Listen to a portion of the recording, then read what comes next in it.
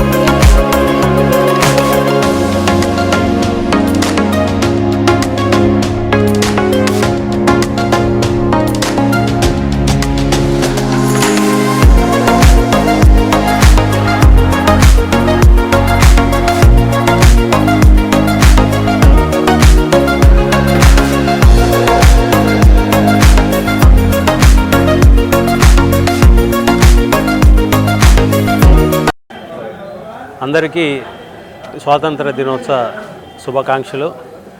మన పూర్వీకులు 1857 నుంచి పోరాటం మొదలు పెడితే 1947లో స్వాతంత్రం వచ్చింది. అంటే 90 సంవత్సరాలు పట్టింది ఫస్ట్ స్వాతంత్ర యుద్ధం స్టార్ట్ చేసినప్పటి నుంచి.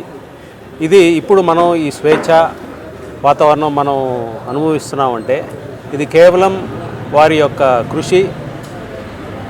ఒక భగత్ సింగ్, తర్వాత సుభాష్ చంద్రబోస్, తర్వాత చంద్రశేఖర్ ఆజాద్, ఇంకా రాజ్గురు, అదేవిధంగా మహాత్మా గాంధీ, నెహ్రూ, సర్దార్ వల్లభాయ్ పటేల్ వీళ్ళందరినీ స్మరించుకోవడానికి, వాళ్ళ యొక్క జ్ఞాపకాలని గుర్తు చేసుకోవడానికి మనం ఈ స్వాతంత్ర దినోత్సవం జరుపుకుంటున్నాం. Thank you. ఈరోజు 79వ స్వాతంత్ర దినోత్సవానికి జరుపుకోవటం అనేది మనందరికీ గర్వకారణం. మన ఇప్పుడే సెక్రటరీగా చెప్పినట్టు ఎంతోమంది పెద్దలు వాళ్ళ శ్రమతోటి, కృషితోటి, వాళ్ళ త్యాగాలతోటి సాధించిన ఈ స్వాతంత్రాన్ని మనం ప్రతి ఒక్కరూ పండగ చేసుకోవడం చాలా సంతోషం.